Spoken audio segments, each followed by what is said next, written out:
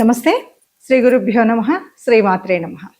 ఆదిత్యాయ చ సోమాయ మంగళాయ బుధాయ గురు శుక్ర శనిభ్యే రాహవే కేతవే నమ. ప్రస్తుతం మనకి గురుగ్రహం మారబోతుంది అన్న విషయం దాదాపు మామూలు మానవులకు కూడా అందరికీ తెలిసిపోయినటువంటి విషయం. ఏ గ్రహమైనా సరే నిరంతరం చెలిస్తూనే ఉంటుంది. మరి ఆ చలనంలో ఒక్కొక్క గ్రహానికి ఒక్కొక్క కాలపరిమితి ఉంది. అలాగా మరి గురుగ్రహం ఒక రాశి నుండి మరొక రాశిలోకి వెళ్ళాలి అంటే దాదాపు 1 సంవత్సర కాలం పడుతుంది. అలా ఏ రాశిలో అయితే ఉందో ఆ రాశికి మళ్ళీ రావాలి అంటే దాదాపు 12 సంవత్సరాలు పడుతుంది. అందుకే ప్రతి సంవత్సరం కూడా గురుగ్రహం మారినప్పుడు ఒక్కొక్క రాశిలోకి మారుతుంటే ఒక్కొక్క నదీమ తల్లికి పుష్కరాలు రావడం అనేటువంటిది మనం చూస్తున్నటువంటి విషయం. మరి ఈ గురుగ్రహం మరి ఇప్పుడు మారేటువంటి ఈ సమయంలో మారుతున్నటువంటి స్థితి ఏంటి అని చూస్తే చెప్పాలి అంటే ఒక రాశి నుండి మరొక రాశిలోకి ప్రవేశించాలి. కానీ ఈ సంవత్సరం మరో ప్రత్యేకత ఏమిటి అంటే ఇప్పుడు మారేటువంటి దాంట్లో గురువు ఒక రాశిలోకి కాకుండా అంటే ఈ ఒకే సంవత్సర కాలంలో 3 రాశులలో ప్రయాణం చేసేటువంటి స్థితి కనిపిస్తుంది. దీన్ని అతిచారము అంటాం.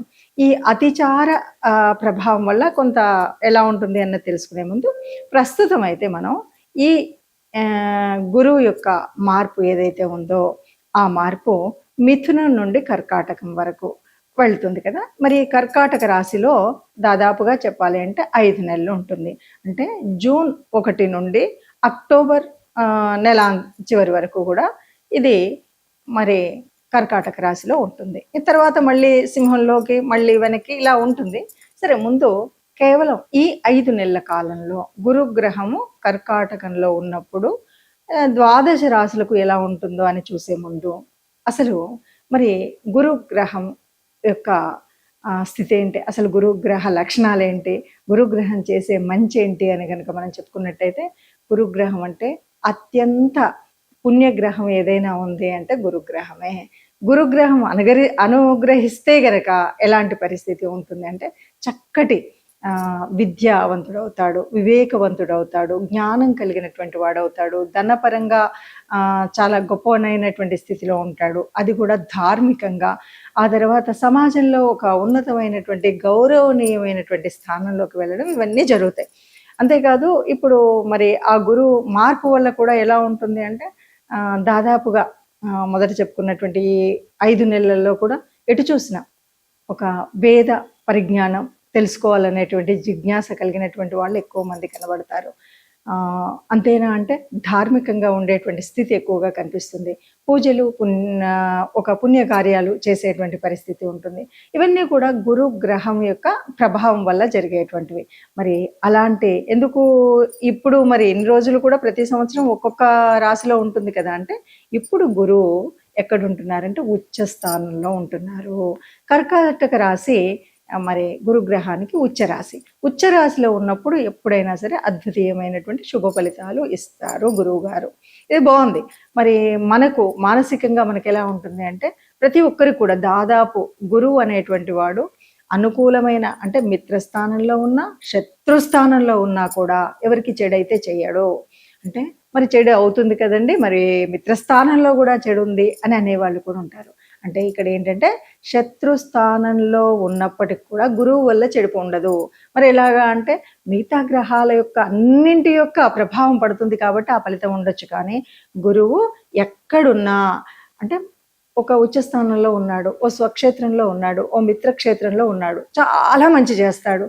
లేదు శత్రుస్థానంలో ఉన్నాడు, మంచి చేయకపోయినా చెడు మాత్రం చెయ్యడు. ఇది గురువు యొక్క గొప్పతనం. మరి ఇలా ఉన్నప్పుడు ఇలాంటి పరిస్థితులలో ఒక అద్భుతీయమైనటువంటి ఒక గొప్పనైనటువంటి ధార్మిక సాంస్కృతిక కార్యక్రమాలు చేసుకోవడానికి వీలైనటువంటి సమయం, మనకు 10 మంది గౌరవం ఇచ్చేటువంటి సమయం.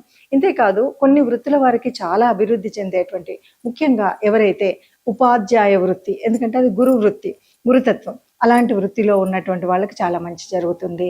అలాగే ఎవరైనా న్యాయం అంటే లాయర్స్ వీళ్ళన్న అంటే ఇది కూడా ధర్మబద్ధంగా ఉండేటువంటి వాళ్ళకి మాత్రమే మంచి జరుగుతుంది అని చెప్పచ్చు. ఇంకా స్వామీజీలు, పీఠాధిపతులు, ఎవరికైనా మంచి చెప్పేటువంటి మార్గదర్శనం చేసేటువంటి మహనీయులు, వీళ్ళందరికీ కూడా తెలియకుండానే మంచి జరిగేటువంటి స్థితి ఈ గురుగ్రహ మార్పు వల్ల ఉంటుంది. మరి ఇలా ఉన్నప్పుడు సరే అందరికీ మంచి జరుగుతుంది అన్నాం, కొంతమందికి తటస్థంగా ఉంటుంది అన్నాం. ఎందుకంటే ఇది ఆ గ్రహం యొక్క స్థితిని బట్టి కానీ దృష్టిని బట్టి కానీ ఉంటుంది అన్నది మనకు తెలుసు. సరే, మరి ఇప్పుడు ఏ ఏ రాశి వారికి ఎలా ఉంటుందో చూద్దాం. ఇక మూడవది మనకు మిథున రాశి. మిథున రాశి వారికి ఎలా ఉంటుంది అంటే, మిథున రాశి వారికి చాలా బాగుంటుందనే చెప్పొచ్చు. ఎందుకు అంటే ఈ మార్పు ఎక్కడ జరుగుతుంది? కర్కాటకంలో జరుగుతుంది. కర్కాటకం ద్వితీయ స్థానం. ద్వితీయ స్థానం అంటే ఇది ధనస్థానం, ఇది వాక్కు స్థానం. ఇంకా రకంగా చెప్పాలంటే కుటుంబంలో ఉన్నటువంటి కుటుంబ స్థానం కూడా. వీటన్నిటిలో చక్కగా ఉంటుందంటే నీకు కావలసినటువంటి డబ్బును ఎందుకంటే గురువు అంటేనే ఆర్థికంగా చక్కగా ధన యోగాన్ని కలిగిస్తాడు.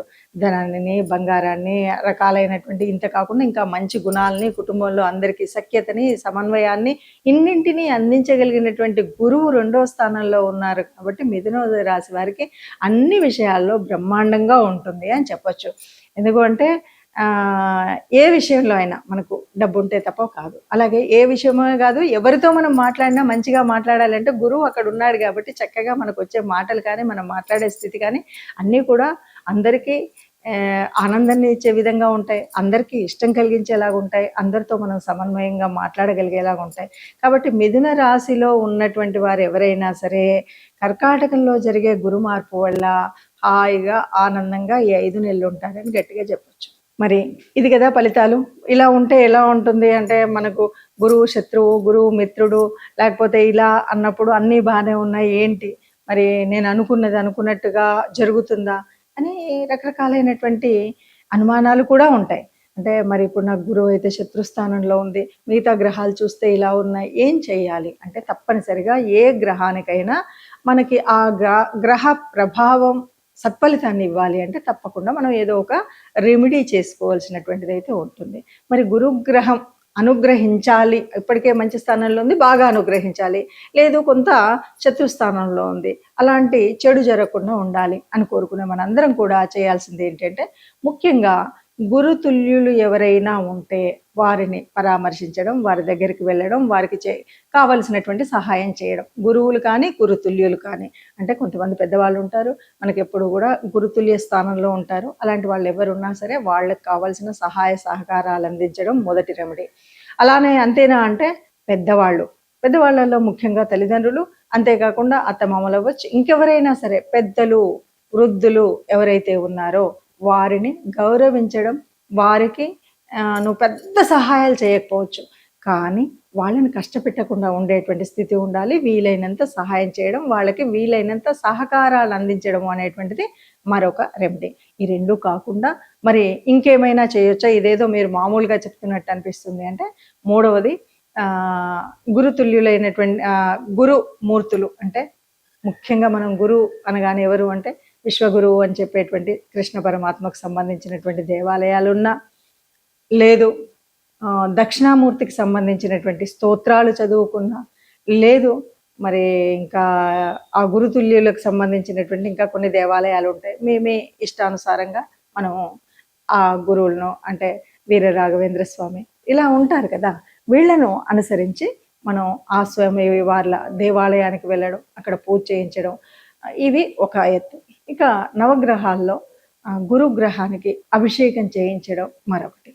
ఇది కూడా మనం చేయవలసినటువంటిదే.